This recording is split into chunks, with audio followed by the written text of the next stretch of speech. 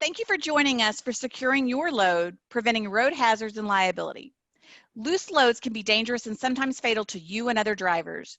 Using the proper load securing devices and using them correctly ensures the safety of all motorists and is good business. Danny Thomas, the founder of Accurate Safety Compliance, will join me today. And we're going to talk about why securing loads is important for employers, and we'll give best practices to reduce risk, loss, and prevent injuries, crashes, and destruction to property. And so I want to give you just a little bit of background for Danny. I've known him for a long time, and I just love the fact that he's such a safety advocate. As I mentioned, he's the founder of Accurate Safety Compliance, which began in 2004. Since that time, Accurate has had an active role in the safety culture that now exists throughout the oil and gas industry. Accurate's headquarters in Oklahoma City, and they have operations in 8 states.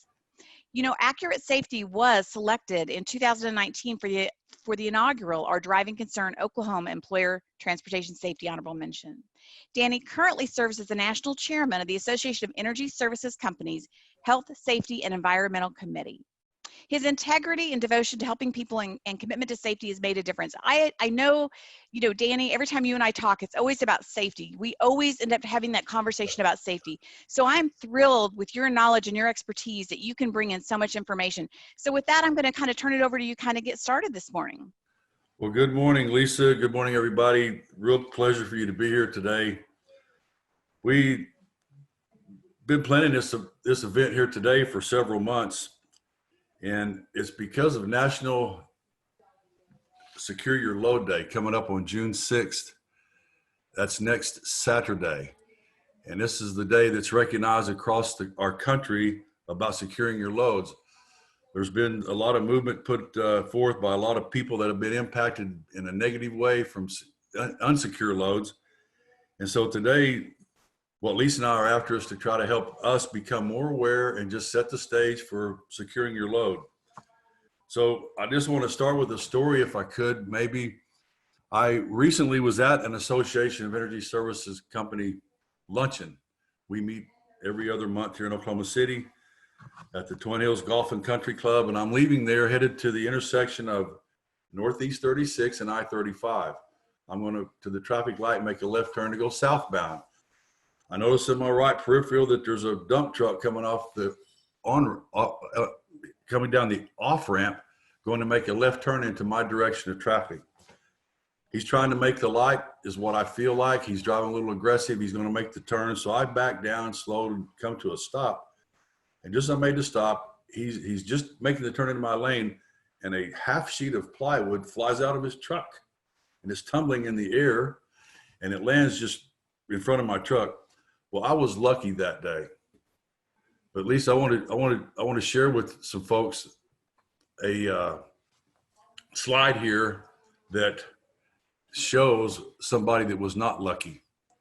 Here is a full sheet of plywood that has impaled a Honda vehicle. There was a driver in that vehicle on a highway somewhere. Don't know about the passenger, but look at the tragic outcome of that. The driver of this vehicle was responsible for that load. Had they taken a few moments to secure that load by whatever means, that would have made a difference. You can see this is a public highway. The traffic shut down, emergency vehicles are there. This is a serious event for us. And what's really tough about this is you and I can't control this event, but what we can do as drivers on the road is to be more aware of what defensive measures we might take. So with that. Well, Danny, tell me something. You know, you're sharing with me right now that it's extremely serious. So I don't need to ask you how serious this is, because you just have opened up and talked about how serious it is for unsecured loads on our roadway when we're sharing the road or we're that driver that has a load, right? But what are the statistics? Because are the statistics also marrying up and telling us that, you know, this is pretty critical? Well, there are some good numbers out there on this, and I found this in the references that are available to people that at the end of the program here today. They can get to these websites. But unsecured loads are responsible for 40% of the litter that you see on our roadways. Litter is anything from a can of Coke that's thrown out, a candy bar wrapper, to sheets of plywood. You know, I picked up the sheet of plywood that I just talked about and took it to the disposal. But all the debris that you find on the road, and it costs billions of dollars every year. That's state, city, county dollars, tax dollars that were paid to pick that up.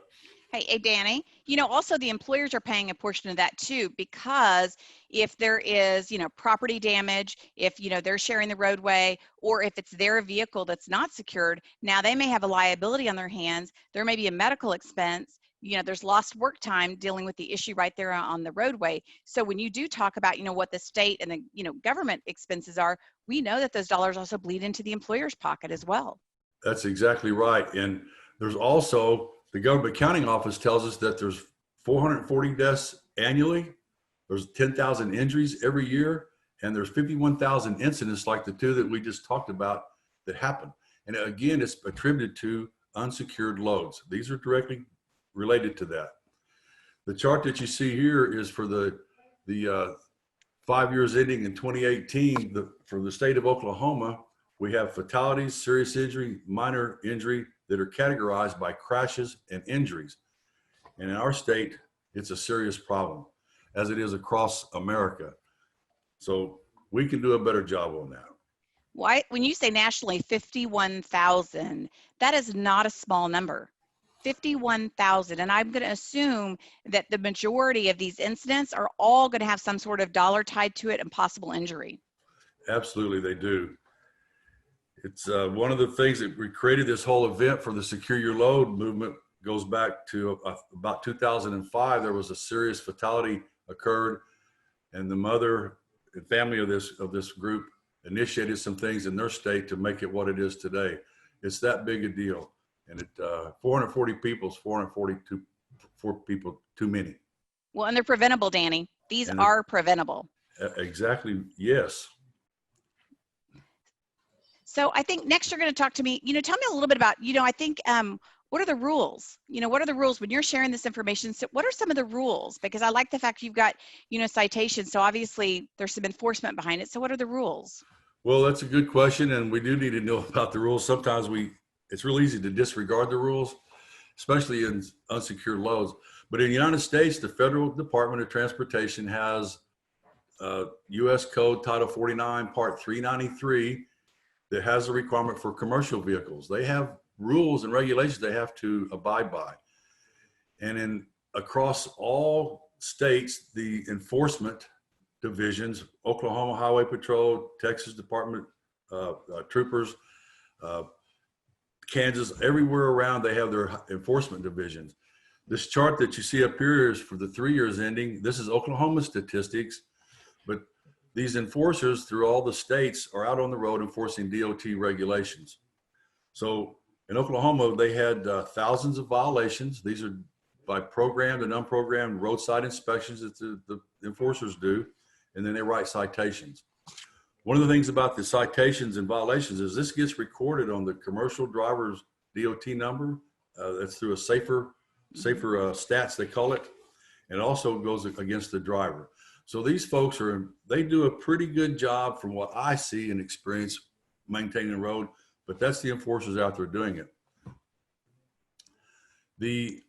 Another thing about the states, when you get to the county and city and municipality areas, it's more or less up to the sheriffs or the police department to do that.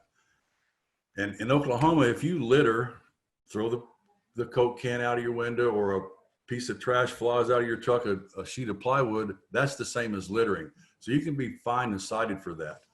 The thing is you just don't see that happen a lot of times. So, but there are penalties in all states for that. Another thing too is if you have an extended load longer than your trailer or your vehicle that you're carrying it in, you're required in Oklahoma and most all states to have a flagging or a lighting device to help alert people. So just for what it's worth. You know, and Danny, I saw that. I think I told you I saw that just this past weekend, where I saw quite a few lumber boards, probably 2x6s, I think, hanging out the back of this truck, probably 20 or 30 of these boards that were probably 4 feet outside the truck, right? I saw no tie downs, no securement, and I saw no flag. And that was my first thought when I saw this vehicle. And I wondered how many other people looked at this vehicle the same way I did, thinking that's a safety hazard for our roadway. It is a safety hazard, and I see it every day too. And I'm more in tune with the unsecured loads and stuff because that's just one of the things that I do a lot of on our social media. That accurate. One of my responsibilities is to post the things with unsecured loads. Our tagline, our hashtag is know your load, secure your load. And so we post those and we try to educate people on it. So my awareness is much higher. And that's why we want you folks out there today to take advantage of this so you can be more alert with it. I've got some examples here to take a look at. Now here is a driver that I witnessed. This is in Lafayette, Louisiana. We're down there on a holiday. This is out of eating place. This family is moving some household goods. They've put some blankets over it to kind of cover it up. They put a net on here to protect it. The driver's taking a very serious interest in protecting their gear. They're also protecting the highways. They're not going to have any gear or debris falling off their vehicle. This cargo strap netting costs about $25. At most places you can buy this. You can get them at the Lowe's, the Home Depots, Ace Hardware, Lowe's truck stops, any truck stop in America, you can find these. So they're easy to get. You just need to initiate to make that happen. Here's another example. We witnessed this driving down Interstate 10. This is that same trip that we were just talking about. This person here looks to be an enthusiast with old cars, a hobbyist. I'm sure this is a great American like all of us. He has no misgivings or intentions to deliver danger that people on the highway. So Danny, what can drivers do when they see this dangerous load? Because there's a huge difference between the slide before where you see the netting, everything's secured, right? And then you see this, and you pointed out, he's got the moving blankets to protect these pieces of the car that obviously mean something to this person, but the load's not secured. So what can drivers do, and others that are sharing the roads, when they see a dangerous load? That's a really good question, and I'm glad you asked that, Lisa, because in all my years of driving experience, I have been to, I'm an experienced driver. I drive a motorcycle, I drive a pickup, and I drive a car. And at all times, in any of those vehicles, and I've learned the hard way through experience, but I keep a good cushion around me. I want to have as much time and distance and space between you in front, side, and behind me. And so to do that, it gives me more time to react to a situation that may occur. I've had things fly out of vehicles and nearly hit my vehicle. I've been lucky in most of those. But what happens is people have a tendency to swerve and get out of the way. So by having the time and distance, this gives you much more control of that. And you have to be very positive minded, very in the game of driving, be alert of what you're doing. And so that's the number one thing I do. One more thing that I just would mention is you need to make a decision when you see something like this. You have to decide, what action am I going to take to defend yourself? But maybe you need to report this. Maybe it's in Oklahoma, you can dial *55. It'll get the highway patrol on the phone and they will ask you information and they will respond to that. So Danny, you would say like the passenger should dial it, or you should pull to a safe place and be able to know where your mile marker is and the markings on the vehicle to be able to report specifically which vehicle it is so that you're safely calling that in, right? Yes, thank you for that, because if I'm by myself and I try to do that, that's not a good thing. If you've got a driver with you, and my wife, she knows the *55, get them on the phone, and we work that together. But that's where you have to make the decision. And all decisions that are made for me on the highway is me first. I'm not worried about reporting it. I'm worried about getting me down the road safer. But to know that you have access to a *55 or that resource, you can pull over and make the call if necessary. You would do it if you saw a drunk driver, and then you might need to make a decision if you're going to report something else. But good question, good discussion. Hey, well, Danny, there's two things that you just said that I think are really important to reemphasize too is, we talk about the driver securing their load, and we also talk about, the people sharing the road and making sure that they are paying attention, they're alert, they're not distracted, and they're a defensive driver. So I also think we need to take it a step further and say employers need to make both of these conversations a part of their safety culture and their safety talks. Because, I don't know, I think sometimes employers maybe take for granted that employees know how to drive, first of all, because they have a driver's license, but how to drive with others on the roadway. And do we talk about the unsecured loads or the secured loads and how to drive best when we're sharing the roads with them? So it's a great safety talk. It is a great safety talk and accurate. We transport cargo trailers with equipment in them. And so we've got all the gear inside is secured, tethered down and tied. When it's hooked to our trucks that we transport with, we have the lights, we do all the things to do it. So we work at that. But we have to be aggressive at it too, meaning to keep our awareness up. So it's easy to have a pickup with a spare tire just sitting in there. That's a real common thing for pickups, especially in our industry.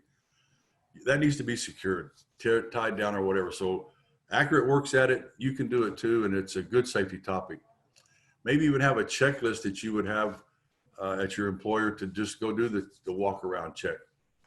So very important. We all have a part in that. Good point. I've, you were talking about the actions that we could take to protect ourselves. Here's a couple examples that to kind of put in here. And just to note too, AAA, everybody's familiar with AAA. They have a very good driving program that they promote around. They're very positive in this stuff.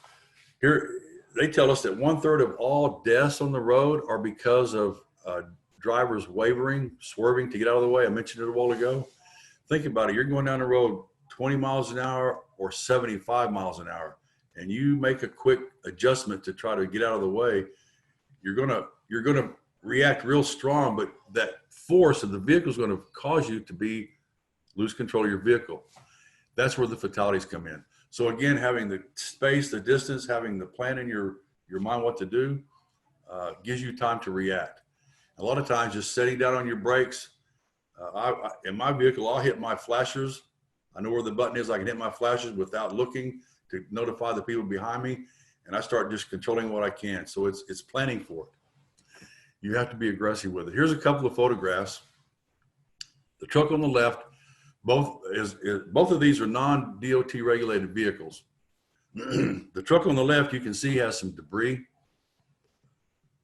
chains, hose, looks like some other stuff up on that. What could happen on that highway that's traveling 70 miles an hour that could cause that stuff to come off? They could hit a bump, they could swerve, anything could happen. They change lanes. Somebody hits them, that debris is going in the road. Now we have other projectiles that's going to impact us. This truck here doesn't have a DOT requirement. It's just an open road traveler. The one on the right is a vehicle in Oklahoma City that I pulled up next to. You can see they got a pretty good load there. This is a mechanical contractor of some sort that's going to a job. They do this every day. There's no DOT requirements for these folks. This would fall into the city's littering rules and regulations if the police wanted to enforce it. But this roll of duct tape, they've driven a few miles, probably real slow, whatever, on the city street. But they've got debris that's going to come out on the road. That roll of tape right there could make the difference of somebody crashing their vehicle, hurting themselves, or killing themselves. A motorcycle hit that could be catastrophic. Well, and not only that, Danny, when you sit there and you talk about these projectiles, which you've mentioned, when you start talking about the speed that these vehicles travel, the speed that you're traveling, and the weight, that magnifies. So it's not just simply something that's 100 pounds or 5 pounds at that time, right?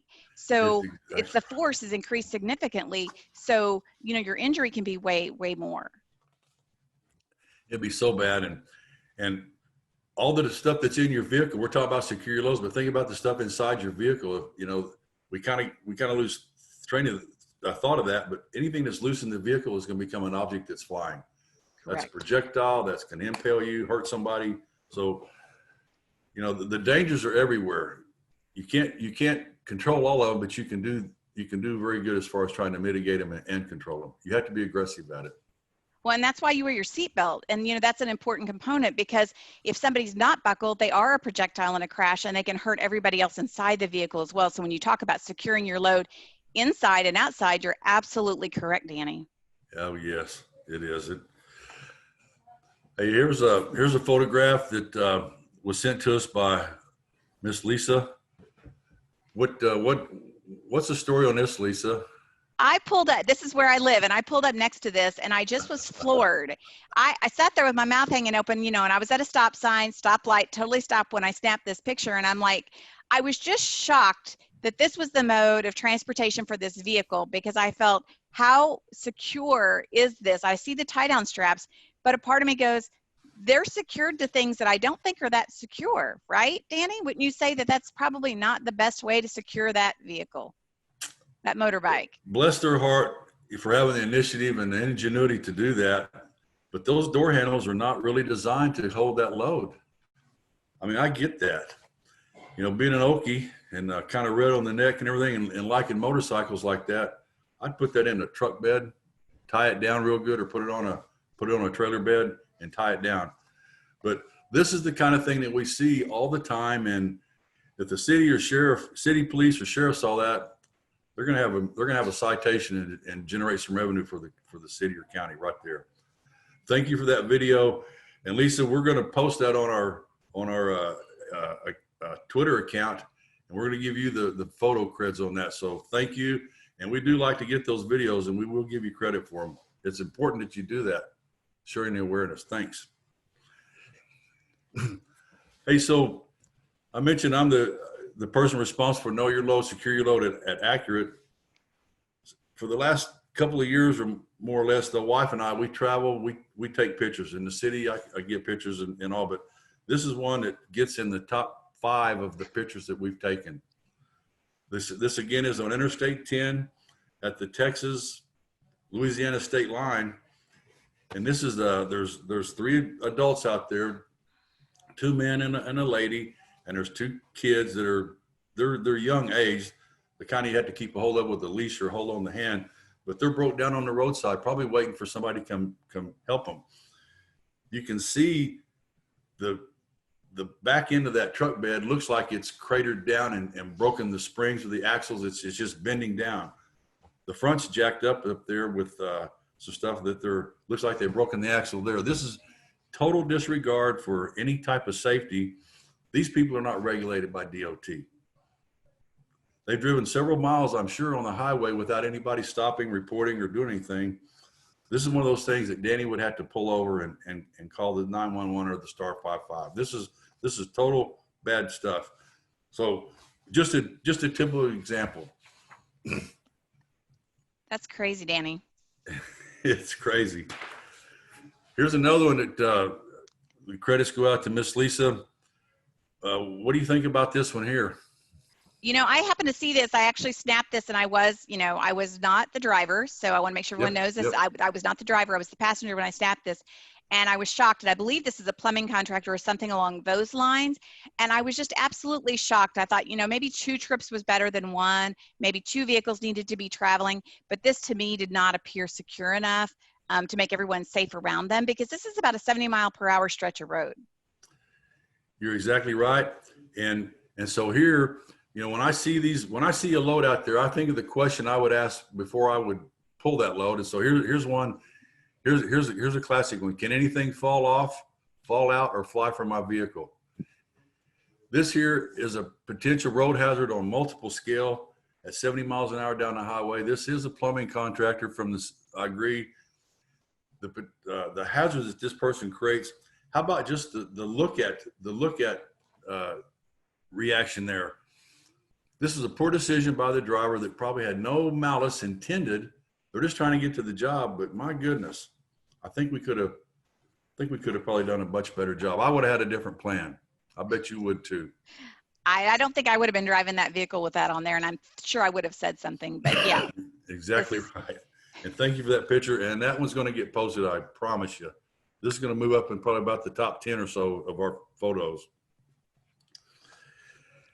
Here's a photo that embarrasses me as an oil field worker, because this is an oil field service company that's headed out on a job somewhere. It's early morning. I witnessed this firsthand. They do have a commercial driver on that vehicle. They do have a DOT number. I couldn't see either one, but this is a 2-ton or better truck. They're loaded down with all kinds of stuff that just throw it on the truck. They do have one little yellow strap that's got it going down. But here's the scene. Here's a truck that's driving aggressively. It's dark morning traffic, rush hour, city streets. And when the person passed me, I'm at the traffic light and he just whizzes by. I progress along in the traffic and he's getting bogged down. He's cutting in the right lane to get up, moving around. You know the drill out there.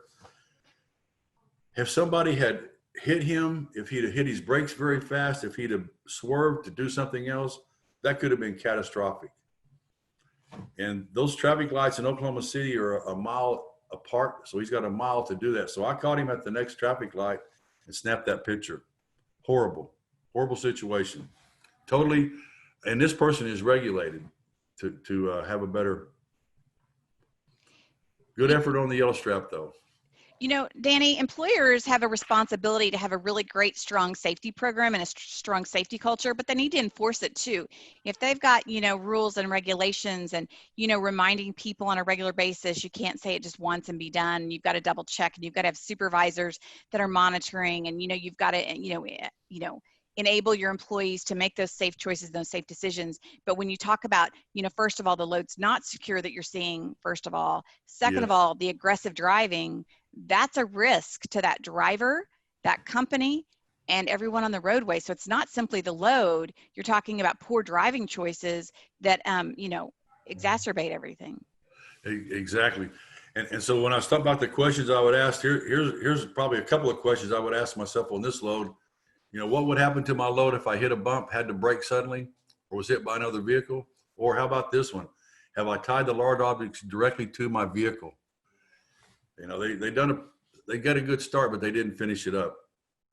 We can do so much better.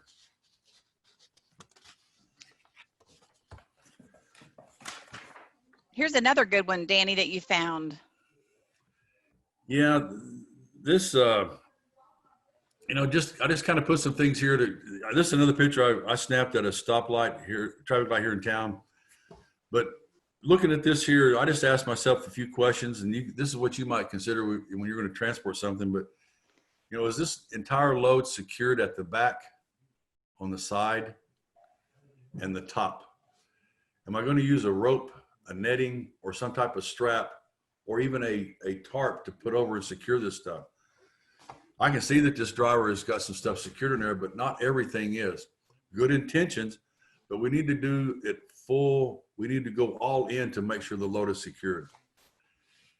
And so if there's any chance of something that might blow out of my truck, I want to be able to control that. And then really here's my favorite question I ask on everything is, would I feel safe driving behind my secured load? Danny will be good with my loads, but I just, that's something we want to take into account.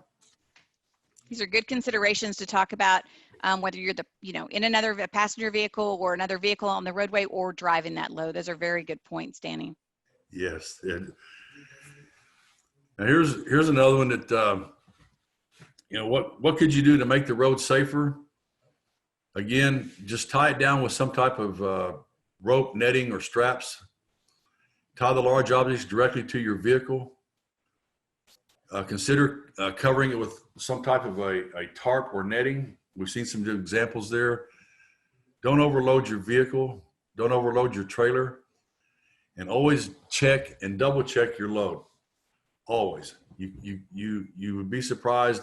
I travel with a ATV on a trailer a couple of times a year, and I have the straps on there. I carry extra straps. I've learned from experience, because they will snap and break on you, because believe it or not, they do get worn. But you need to inspect your loads frequently. Well, and Danny, one thing you mentioned was when you stop at rest stops or you stop for gas, Always do that double check, do that 360, do that walk around. And I know one thing you did mention too was carrying those extra straps because they do eventually break. But also one other thing you mentioned was, getting those passengers, those other, either whether it's coworkers or family members, to also take some responsibility to help double check and monitor and pay attention. And then I know one other thing that you said was, before you had made the comment about tie downs, you'd made the comment they're readily available. They're Yes. not that expensive, but they're also rated for different weights too. So making sure you're using the proper ones to help you secure your load, right? Yes. I want to come back to this slide here because talking about the straps, these ones you see here, these are very strong for what they will do. They're going to do the job here. I would not use this strap to haul my ATV I was talking about. It's not strong enough for that. But these here, you can buy these from about $5 to $50 straps, depending on what you need. Again, you can get them everywhere, and they've done a really good job securing this stuff down. I mean, and this, another little note on this photo here, it was a large family. There was multiple vehicles. This had the biggest load. They stopped for fuel and refreshment. So it, and they're following each other, doing all the things they can to help do it. If you have people tell me I'm the best driver. Danny tells me I'm the best driver, and then people tell me I'm the worst passenger. So I'm the guy that's helping keep that cushion, keep you alert, and keep you on. And you do have a co-driver. We call it a driver in the Marine Corps, your assistant. So they do have a responsibility to help you, keep you awake, Absolutely. keep the loads right and stuff. So thanks for reminding me about that too, Lisa. Here's another photo cred for Miss Lisa here. What are you thinking about this one? Well, my first thought is I realize it's pretty heavy and they're probably assuming it's not going to go anywhere. But my first thought is if it does go somewhere, this is a pretty heavy load, Danny. And I realize, it's that shrink wrap that's around whatever product is there. But I question, if it does come out, shouldn't they have some other procedures to ensure, because this was at a home improvement company where I snapped this in the parking lot. Yeah. And I was just wondering, how could we do this better, right? Yes. And it goes back to the questions, is there any chance that debris or cargo can fly out of my vehicle, slide out? This is on a pallet.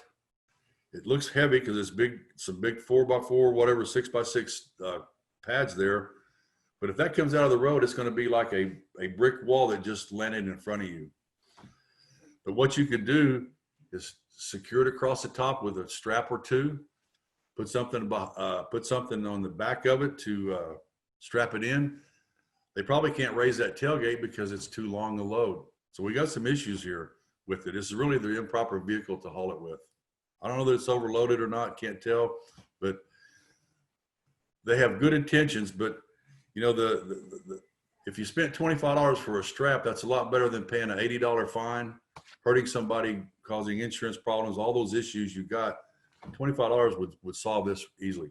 One strap could make all the difference in the world. And that's all we have to do is just a little thing to make that much difference. Dana, we find that safety tends to be the area that people tend to take the shortcuts. That's the area where they tend to take that shortcut because they've done it before, didn't have a problem, not really that important, not my problem. You know what I'm saying? A lot of times safety is that shortcut that people take instead of understanding the value and the investment that safety makes. It always gets pushed to the side unless you have a flag flying safety person like myself or you to help keep the awareness up. We all can do so much. We said one strap is good here, two is better, three is much better, four is going to get it really secure. So that's kind of how I do. I climb the ladder to see what I can do to keep the cost as minimal as possible to do the most protection against anything.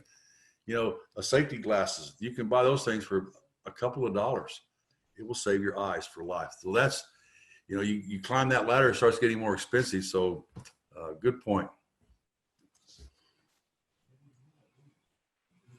So to just summarize some of the things we talked about today, we know that 40% of all the litter in our country is from unsecured loads.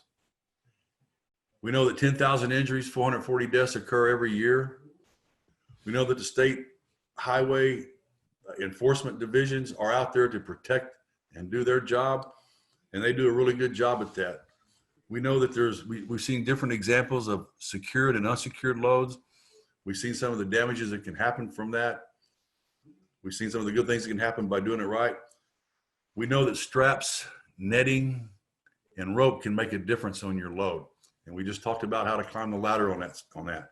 And hey, these things can be reused many times, so it's worth the investment. So we now have a better idea of what you can do before you drive off with the load, just stopping and asking a few questions. And we've even talked about how you can use your assistant driver and people in the vehicles. Your company can help do it. 2 or 3 minutes of walking around that load makes all the difference in the world. You're talking prevention, Danny, and that's the key component in safety.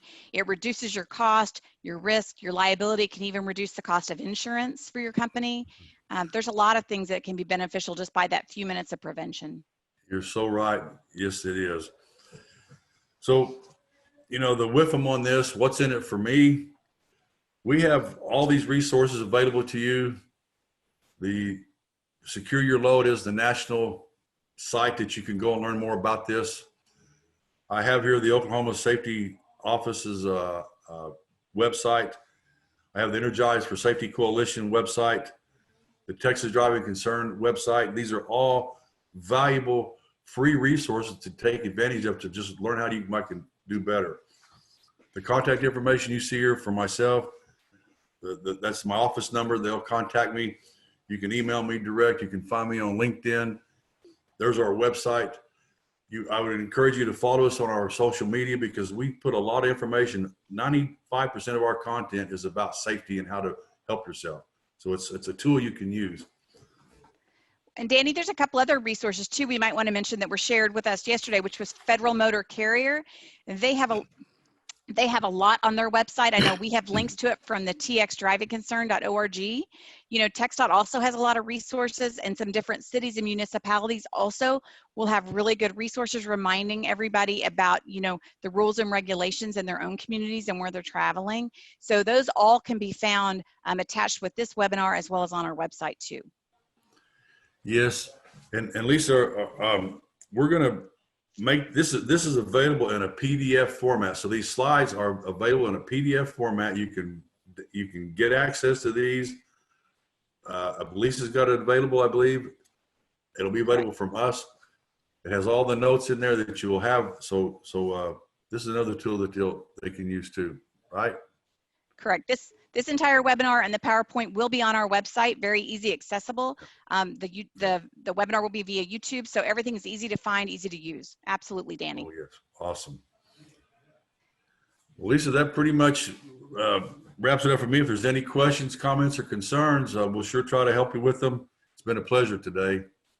Thank you, Danny. Such an important topic. And this is important for the employer in so many ways, whether we talk about the employer driving with loads, the employer that has that employee even just using the roadway to do an errand, the employee that travels as a part of their job to get from point A to point B, even in a white fleet. It's so important on both sides to have a conversation about driving with loads on the roadway, as well as securing your own load and the safety and the prevention at the beginning. And so I think you have so many key points that somebody can actually take this webinar and do their own safety talks. So, Danny, thank you for your time, but most of all, thank you for your passion for safety and keeping everybody else on the roadway safe and operating your company that way. I appreciate you.